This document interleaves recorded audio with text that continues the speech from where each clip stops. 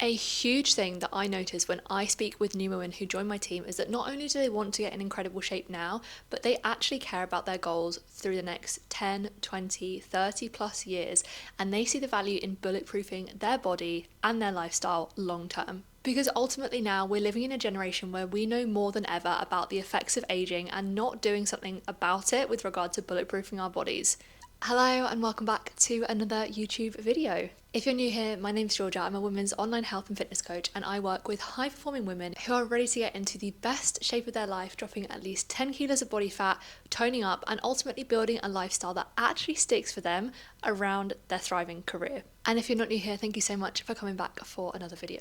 We want to be fitter, healthier, and stronger long term. And it's not just about quick fixes anymore. So in this video, I'm going to be breaking down my top 5 things that you need to be taking action on so that you can live a strong, healthy, and fulfilled life for the next 10, 20, 30 plus years. So if you're someone who not only has aesthetic-based goals, but also genuine health and wellness goals that are sustainable long term, then this is the exact video for you. So with that being said, let's jump into it. Now, I work solely with a female client base, and the thing that happens to us as we age is we are liable to reduced muscle mass. And so the first thing that I want to talk about is something that is going to really help to preserve that, and that's your protein intake. You need to eat more protein, and so many of us do not eat enough. So what I mean by this is about 1.5 to 2 times your body weight in kilos. So to give you some easy maths, if you weighed 60 kilos, you want to be having roughly 120 grams of protein to make sure that you're maintaining your muscle mass. If you're wanting to build more muscle mass, we may need to look at increasing that a little bit more, but as a baseline, that's a really good calculation to go off of. You also want to make sure that you're spreading your protein out throughout the day, so having it with every single main meal. Ideally, a minimum of 3 servings of protein per day. Plus, if you split that up into smaller targets across your meals, it makes a bigger target, like 120 grams, for example, much easier to achieve. Protein is literally the building block for the growth and repair of all of our cells within our body, and our muscle cells are no exception to that. So making sure you have a good baseline of protein is going to support some of the other things that I'm going to talk about in this video. Which brings me on to step number 2, and this is something that, again, so many women I speak to are not doing, and that is lifting weights. But not only lifting weights, lifting heavy. I bumped into someone in the gym yesterday who was asking me a question about her workout and the things that she should be doing, and I said this statement to her: so many people can go to the gym, but not many people actually train. And this is something I tell my clients all the time. It's really easy to go into the gym, pick up a couple of light dumbbells and chuck them around for 30 to 40 minutes. But what's actually challenging is training with intention and intensity as much as you can when you go to the gym. So not only do you want to be lifting weights, but you want to be lifting at an intensity that challenges you so that you can give your muscles the correct stimulus to grow and adapt. Because let's be honest, those tiny 2-kilo dumbbells, they're not doing much for you. So what I want you to do is, number 1, get a structured program that you're going to repetitively train for at least 6 to 8 weeks before you make any change. And number 2, throughout that 6 to 8 weeks, I want you to focus on progressive overload. That includes either gradually increasing your weights over time or increasing your reps, or a combination of both. And the reason why we want to do that is because when we initially start doing something, our body will adapt to that exercise, the rep range, the weights.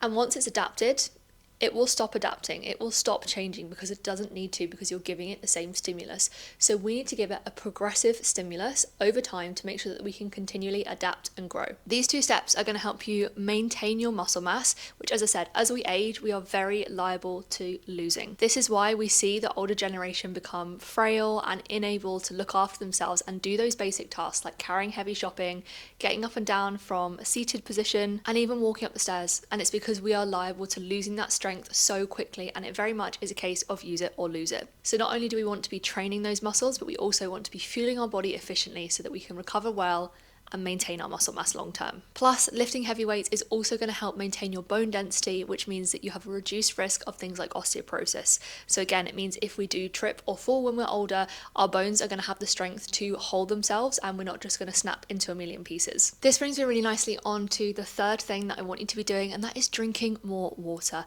This is such a small thing, or what seems like a small thing on the surface, but it makes a huge, huge difference. And once again, this is something that I really see clients neglect. I could probably do a whole video in itself on the benefits of drinking more water, but a couple of things that it's going to help with is, number 1, your focus and your cognitive function, your energy.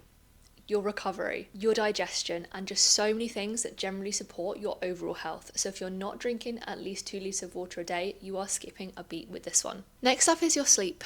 And again, with the type of women that I work with, they have very high pressured, fast paced, busy lives. And so quite often if something has to give, it's the amount of sleep they're getting or the quality of sleep they're getting, because their stress is so high, they're not taking the time to wind down and sleep at night. And sleep really is the baseline of everything. A lack of sleep or poor quality sleep can really affect you, not just with your energy from day to day, but also your focus, your ability to recover, as well as your overall health and stress levels. And if you're someone who cares about not only their physical but also mental health long term, you need to be making sure that you are making sleep a massive priority. Because how can you expect your body to stay fit, strong and healthy long term if you're not allowing it that prime time to recover when you're sleeping? Ideally, we want to strive for at least a minimum of 7 to 8 hours sleep per night. Now, I know that's not always achievable, but a few things that are going to make a real difference when it comes to nailing your sleep. Number one is going to be the time that you go to sleep and the time that you wake up. You want to keep this as consistent as possible. Erratic sleep and wake times can affect quality of sleep, energy levels, and so many other things. So trying to maintain a steady sleep and wake time throughout the week, with the odd exception obviously here and there because we're only human, this is going to make the biggest difference. The next thing is something that I see so many people skip with regard to sleep, and that's what you're doing prior to going to sleep. So many people that I work with and speak to as well will have to work late, they close their laptop, they go straight to bed and they expect to drop off to sleep just like that. And that's never going to be the case. And even if you do, you're going to be having poor quality sleep because you haven't taken the time to properly wind down. Now, this doesn't have to be a case of you spending hours meditating and doing all these random things. This can literally take 30 minutes, and that might include putting your phone down so you're not constantly bombarded with notifications and you're not looking at a screen. It might be switching from overhead lights to lamps to make your environment feel a little bit calmer, and it might be something like winding down by reading a book or having a cup of herbal tea. These are all small, simple things that you can do that don't take much time or effort, but are going to help prepare you for an efficient and effective sleep. Now, my last point is kind of similar to the water point in the way that it probably seems like quite a trivial thing to say, and that is walking more. Walking has so many benefits that people do not realize. Improved mobility, cardiovascular health, vitamin D exposure. It's also so good for your mental health, and it's a way to get exercise in that costs nothing and can literally be done from anywhere. And in all honesty, it is the most underrated tool, not only for fat loss, but also maintenance of healthy weight and a healthy lifestyle long term. Now, you don't necessarily need to be hitting this mystical 10k step number that everyone talks about on social media, but what I do want you to be making sure you do is spending intentional time walking and moving your body in a way that is gentle and low stress.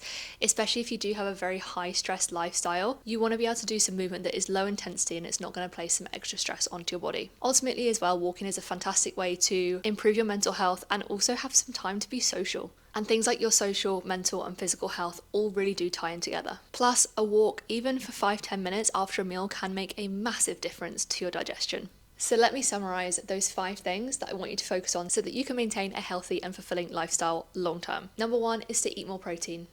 Number 2 is to lift heavy and lift with intention. Number 3 is to drink more water. 4 is to make sure that you are getting sufficient sleep. And number 5 is to make sure that you are utilizing walking more. On the surface, these are all things that are really easily overlooked until it's too late. And I know you're someone who not only has those incredible aesthetic goals, but you also care about your health long term. And these are things that you can literally go away and implement this week. If you found this video helpful, make sure you hit like and subscribe to my channel because I literally post videos like this every single week. If you made it this far, thank you so much for watching, and I'll see you guys in the next one.